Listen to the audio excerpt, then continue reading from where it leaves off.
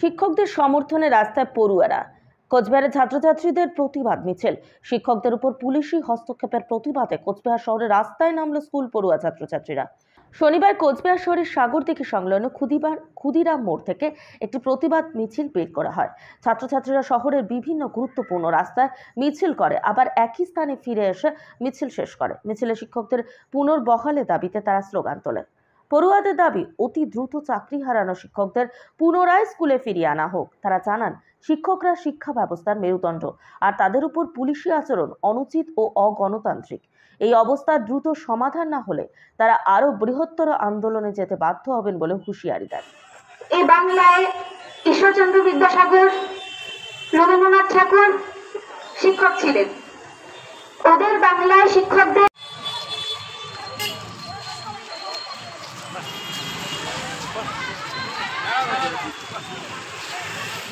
সামনে একদম ন্যায়সঙ্গত আন্দোলন করছিল, ন্যায়সঙ্গত দাবি রেখেছিল যে তাদের চাকরি ফিরিয়ে দেওয়া হোক।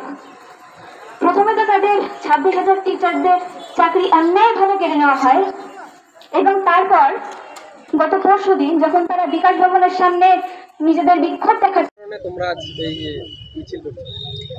প্রথমত 26,000 জন টিচারের চাকরি একদম অন্যায়ভাবে কেড়ে নেওয়া হলো, এবং গত পরশুদিন যখন সেই শিক্ষকরা তাদের ন্যায়সঙ্গত দাবি জানাচ্ছিল, বিকাশ ভবনের সামনে বিক্ষোভ দেখাচ্ছিল এবং দাবি করছিল যে তাদের চাকরি ফিরিয়ে দেওয়া হোক, তখন সরকারের পুলিশ বাহিনী তাদের ওপর এমন হামলা চালায়, কারোর চোখ নষ্ট হয়ে গেছে, কারোর মাথা ফেটে গেছে। এই বাংলা বিদ্যাসাগরের বাংলা, এই বাংলা রবীন্দ্রনাথের বাংলা, তারা এখানকার শিক্ষক ছিলেন। তাদের বাংলায় শিক্ষকদের এমন দুর্দশা আমরা ছাত্ররা কখনোই মেনে নিতে পারি না। তাই আজকে আমরা দাবি করছি যে আমাদের যে যোগ্য শিক্ষকরা আছে তাদের চাকরি ফিরিয়ে দেওয়া হোক।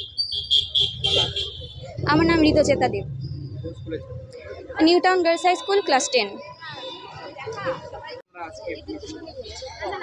বিগত কয়েক মাস আগে সুপ্রিম কোর্টের রায়ের নিরিখে 26,000 শিক্ষকের চাকরি বাতিল করা হয়, এবং আমরা দেখলাম গত পরশুদিন 15ই মে বিকাশ ভবনের সামনে যখন আন্দোলনরত শিক্ষকরা বিক্ষোভ দেখাচ্ছিলেন, তখন তাদের উপর পুলিশ এবং সরকারি গুন্ডাবাহিনী কি নির্মম অত্যাচার করে। আজ আমাদের এরকম ছবি পর্যন্ত দেখতে হচ্ছে। এই ঘটনার তীব্র নিন্দা জানাচ্ছি, এবং আমাদের শ্রদ্ধেয় স্যার ম্যামেদের অবিলম্বে আমাদের শিক্ষা প্রতিষ্ঠানে ফেরাতে হবে, এই দাবিতে আমরা আজ এই বিক্ষোভ দেখাচ্ছি।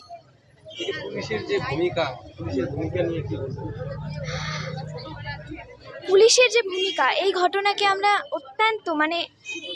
অত্যন্ত লজ্জাজনক একটি ঘটনা।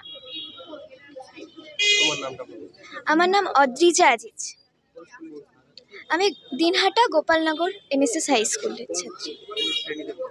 আমি 7ম শ্রেণীর ছাত্রী।